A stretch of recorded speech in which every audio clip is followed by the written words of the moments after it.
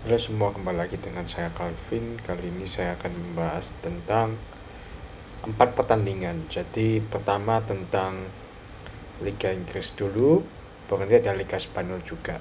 Jadi ya ada 4 pertandingan, 3-nya klub lawak. Jadi itu nanti ya kita bahas yang ini dulu. Yang aku sempat lihat pertandingannya yaitu Wolves lawan Newcastle. Ini waktu itu tayang di SCTV, makanya aku sempat nonton tapi nggak lama. Selebihnya aku di highlight. Jadi aku sempat lihat babak kedua terakhir itu Wolves yang dominasi. Tapi babak pertama Newcastle bisa unggul dulu lewat gol satu cantiknya Callum Wilson di menit 22. Kemudian golnya Wolves yang pertama juga cantik sih. Jadi dari crossingnya cukup bagus dan headingnya cukup keras dan nggak bisa kipernya nggak bisa buat apa-apa. Kemudian di menit-menit terakhir babak pertama kalau besok bisa cetak gol lagi, kali ini lewat titik final jadi 2-1 di babak pertama. Tapi babak kedua Wolves nggak menyerang, mereka menyerang terus, tapi akhirnya Hwang Hee-chan pemain asal Korea Selatan berhasil cetak gol di menit 71. Ya ini aku bilang Newcastle kehilangan 2 poin sih, parah. Maksudnya Newcastle ini, Wolves ini tim papan bawah loh. Peringkat berapa kita lihat, Wolves itu peringkat ya bukan papan bawah, setengah di bawah Chelsea lah satu. Tapi peringkat 12 ya Newcastle juga menurun ya sekarang. Nah, lawan Wolves saya nggak bisa menang. Jadi aku anggap Newcastle kehilangan 2 poin. Harusnya mereka bisa menang. Dan dari statistik Newcastle lebih menguasai, tapi Wolves dengan counter attack-nya berhasil membuat Newcastle kewalahan gitu. Oke, jadi yang kedua kita akan bahas Chelsea lawan Brentford. Chelsea bermain dengan formasi 4-2-3-1. Ya ini klub lawan pertama Chelsea. Robert Sanchez, ya Silva, Colwill, Cucurella, Gallagher, Caicedo, Madueke, Palmer, Sterling, Jackson. Jujur ya, yang aku kenal ya passing cuma Thiago Silva, Gallagher ya setengah kenal karena pemain akademi, Sterling sama Sanchez mantan pemainnya Brighton. Sisanya Cucurella oke, juga mantan pemain Brighton. Paling cuma 5 sisanya Madueke. Oh, Palmer mantan City. Oke lah. Jackson, Caicedo, siapa menit. Colwill Tisa sih nggak ngerti lah. Brentford bermain dengan formasi 3-5-2 dengan Mbeumo dan Musa sebagai pemain depan.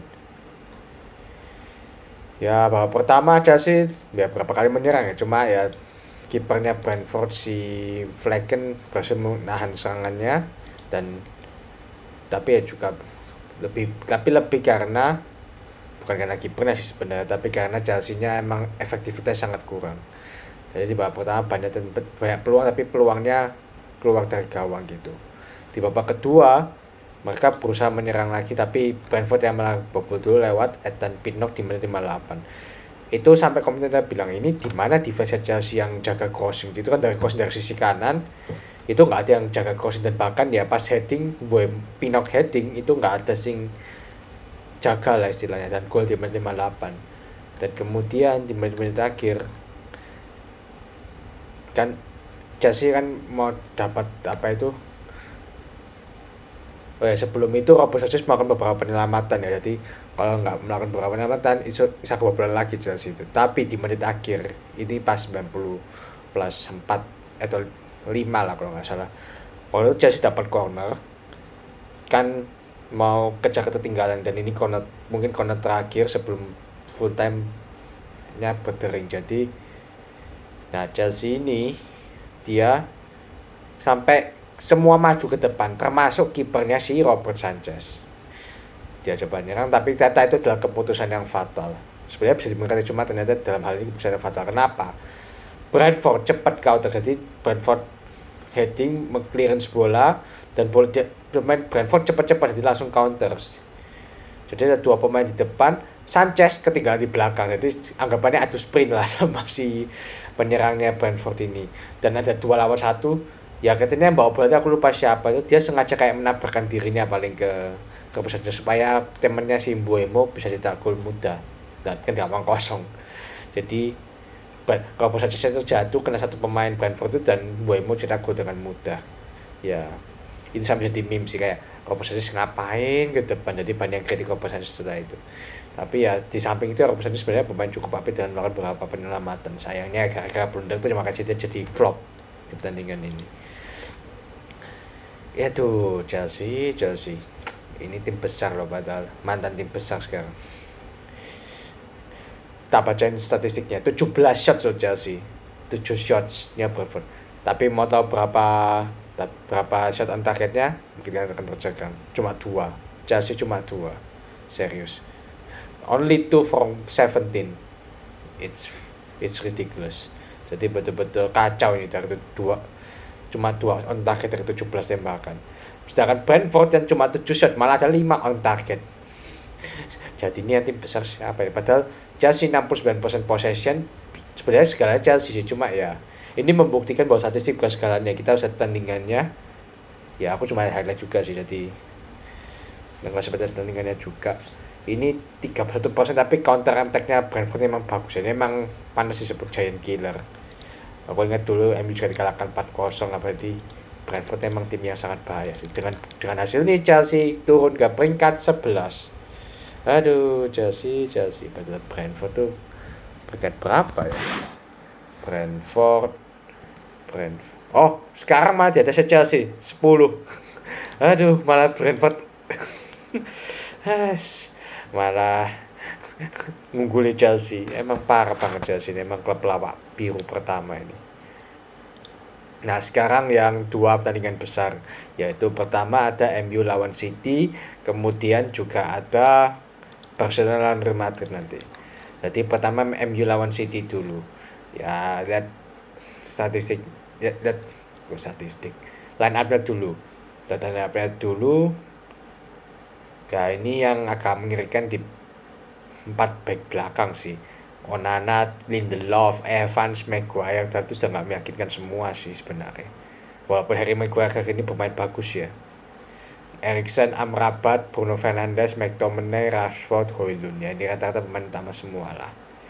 Ederson juga, City juga menurut pemain utamanya Ederson, Gvardiol, Stones, Diaz, Walker, Silva, Rodri, Grealish, Alvarez, Foden, Haaland. Ya, dalam pertandingan ini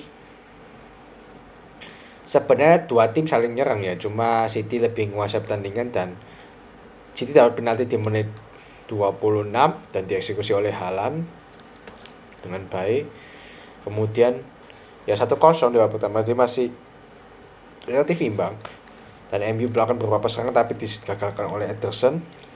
Babak kedua Erling Haaland cetak gol lagi di menit 49. Jadi sudah 2 gol.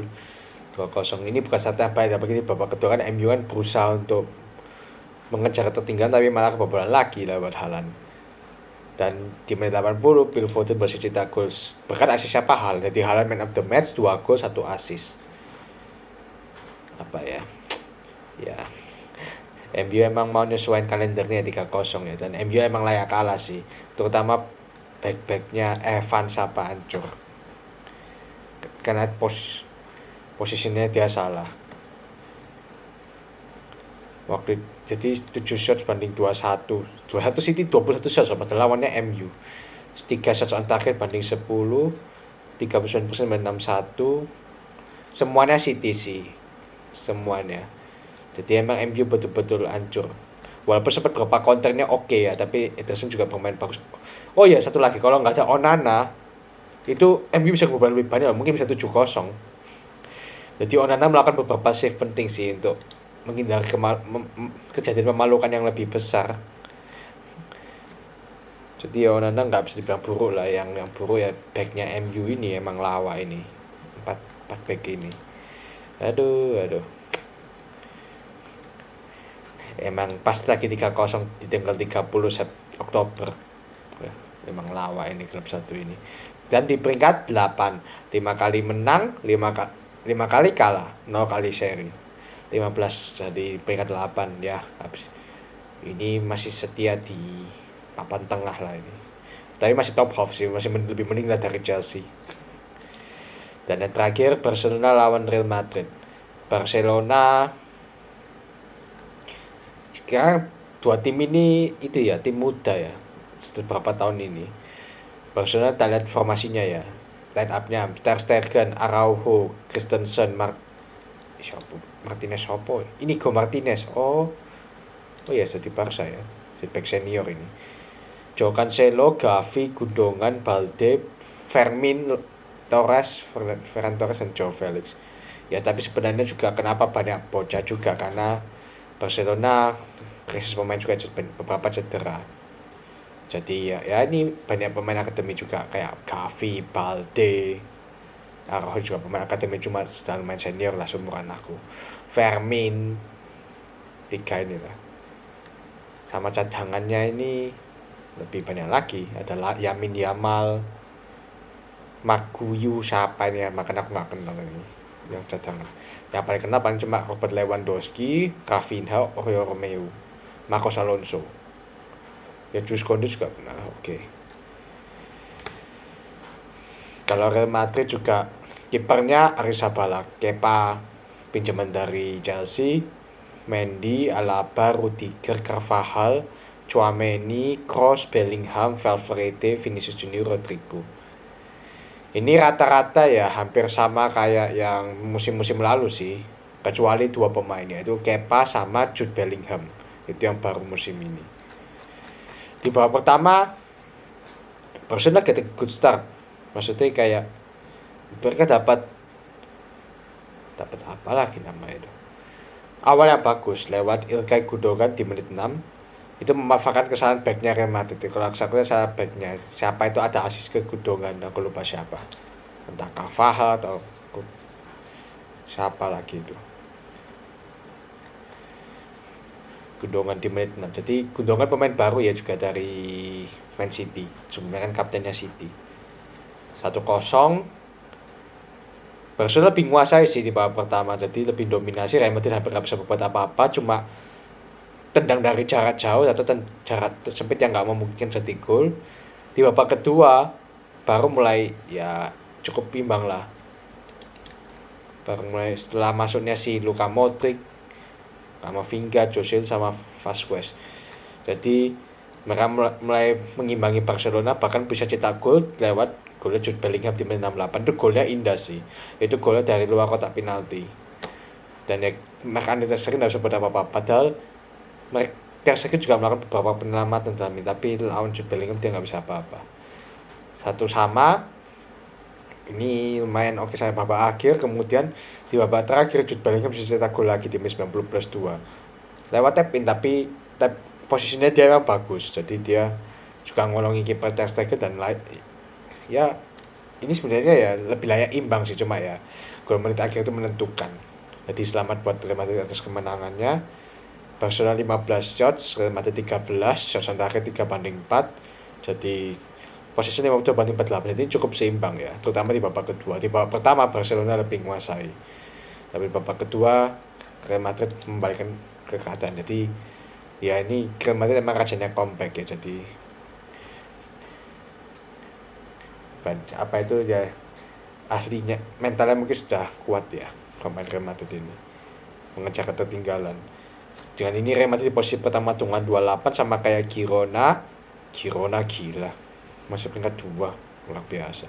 Atletico Madrid peringkat ketiga dengan 25 poin, Barcelona peringkat 4 dengan 24 poin. Jadi ini lebih merugikan Barcelona sih kalau dalam hal ini. Oh ya, satu ekstra bonus. Apa itu? Ini kan setelah juga Ballon d'Or, jadi Lionel Messi barusan dapat gelar ke-8 ya. Selamat ya Messi.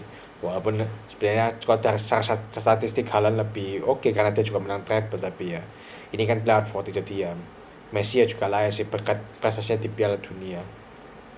Walaupun ya prestasi bagus cuma 10, tapi Piala Dunia kan impian semua pemain juga. Dia oke lah, Messi dapat juga masih bisa diterima lah. Dan apa itu ya, menangi gelar Piala Dunia setelah berapa tahun-tahun berjuang, akhirnya bagus.